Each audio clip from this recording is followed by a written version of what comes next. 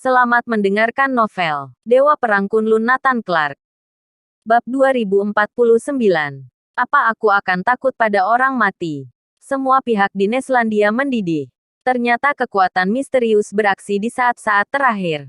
Meski gagal menjaga batu matahari, tapi laboratorium para dewa juga tidak mendapatkan batu matahari. Mereka juga menderita kerugian besar. Berbagai kekuatan yang membantu mengawasi terpana. Kekuatan misterius beraksi. Mengapa mereka tidak melihatnya? Mereka terus mengawasi. Asalkan ada gerakan dari pihak lawan. Tidak mungkin orang lain tidak melihat gerakan apapun.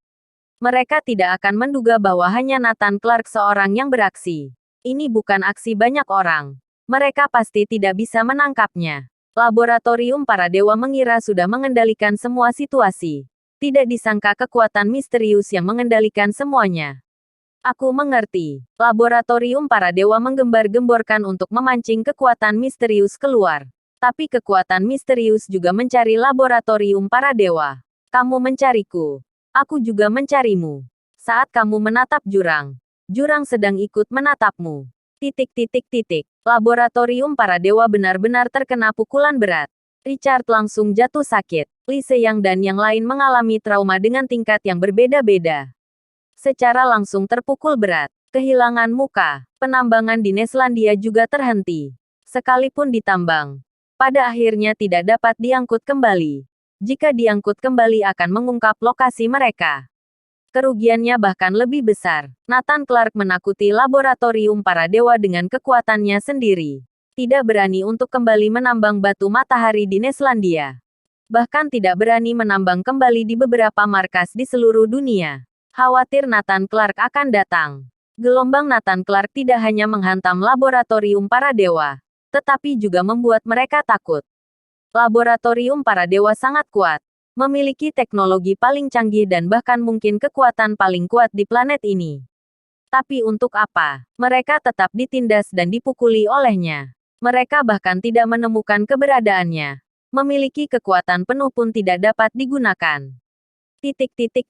Empat tuan muda Neslandia sedikit depresi. Jelas-jelas mereka bekerja sama dengan perusahaan Kalapani yang seketika membuat iri semua orang. Tapi siapa yang tahu hal seperti itu akan terjadi? Semua rencana gagal. Kesadaran Gimson menjadi semakin tidak normal akhir-akhir ini. Selalu memberitahu orang-orang bahwa Nathan Clark masih hidup. Semua ini dilakukan oleh Nathan Clark. Tapi tidak ada yang mau mendengarkannya. Lexi semakin memakinya. Gimson bahkan berteriak-teriak untuk meminta pulang. Dia tidak ingin tinggal lebih lama lagi. Takut Nathan Clark akan muncul. Kamu sudah sakit jiwa. Aku beritahu kamu. Nathan Clark tidak mungkin masih hidup. Hal ini jelas tidak bisa dilakukan Nathan Clark seorang diri. Lexi berkata dengan marah. Yang lain juga berkata, ya, menurut asumsimu, Nathan Clark masih hidup. Tapi hal-hal baru-baru ini jelas dilakukan oleh kekuatan besar. Seluruh dunia melancarkan aksi bersama. Bisakah Nathan Clark melakukannya sendiri? Itu tidak mungkin. Benar. Nathan Clark memiliki banyak pasukan sebelumnya. Tapi kami mengawasi semua pasukan Nathan Clark. Tuan Richard telah berulang kali mengkonfirmasi. Pasukan ini semuanya ada di Neslandia. Mereka semua tahu bahwa Nathan Clark sudah mati. Petik 2. Gimson terdiam. Dan faktanya memang seperti itu. Bagaimana mungkin Nathan Clark melakukannya sendiri? Orang-orang seperti Green Dragon terlalu lemah untuk menarik perhatian siapapun. Era telah berubah. Orang-orang seperti Green Dragon telah tersingkir. Richard bahkan mengetahui dan mengawasi tim rahasia Nathan Clark. Tetapi orang-orang seperti Green Dragon sama seperti orang biasa di mata mereka. Tidak perlu diawasi.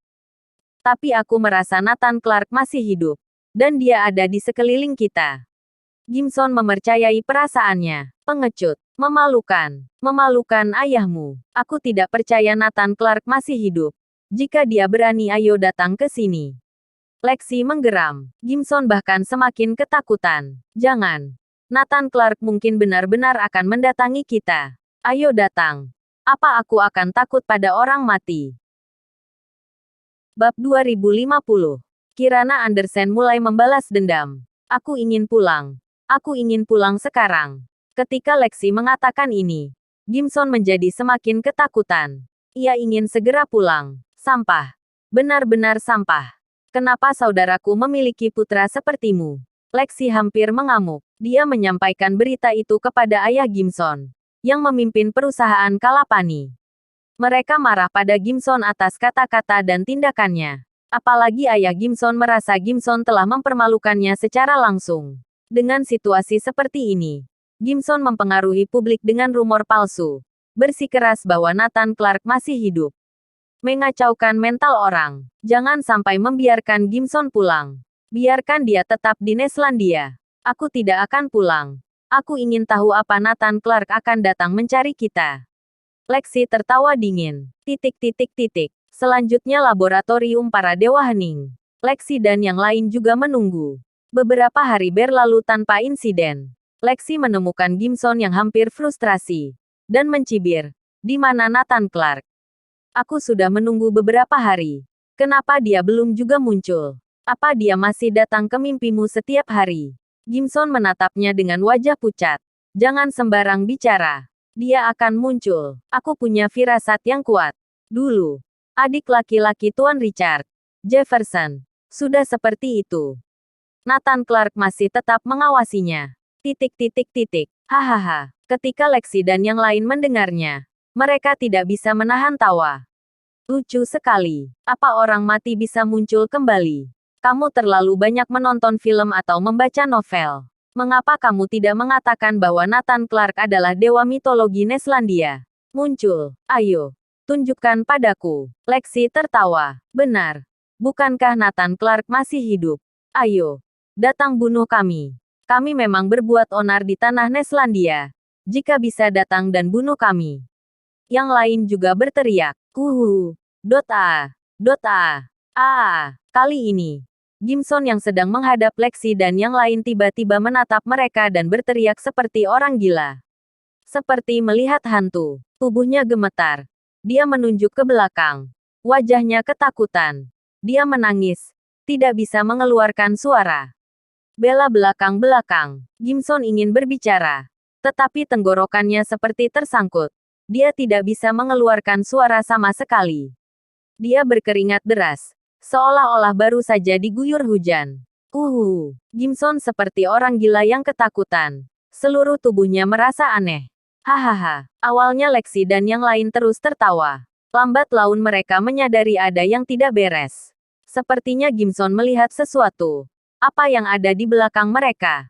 Lexi dan yang lain berbalik perlahan. Mereka hampir mati ketakutan saat melihat itu. Benar saja. Ada seseorang di belakang mereka. Nathan Clark. Semua orang di laboratorium para dewa dan perusahaan Kalapani mengingat wajah itu. Dia masih hidup. Dia benar-benar masih hidup. Ucapan Gimson benar. Orang tidak akan tahan dirindukan. Semakin dirindukan dia akan semakin cepat datang. Mengerti. Suara Nathan Clark terdengar, membuat nyali Lexi dan yang lain robek. Semua orang jatuh tersungkur karena ketakutan. Bukankah aku sudah katakan pada kalian untuk tidak berkeliaran di Neslandia? Nathan Clark menatap Gimson kembali. Hek, Gimson bahkan tidak bisa bernapas. Mati di tempat. Kamu masih hidup. Sulit dipercaya. Lexi tampak terkejut. Itu benar. Semuanya adalah perbuatanku. Nathan Clark tertawa. Segera. Hanya tumpukan mayat yang tersisa di ruangan itu. Tidak lama kemudian. Berita kematian Lexi, Gimson, dan petinggi perusahaan Kalapani lainnya menyebar. Menambahkan kabut untuk laboratorium para dewa. Kekuatan misterius masih terus beraksi. Tampaknya segala sesuatu tentang mereka berada di bawah pengawasan kekuatan misterius. Kebetulan Kirana Andersen mengakhiri pertapaannya hari ini. Apa? Gimson sudah mati? Tidak.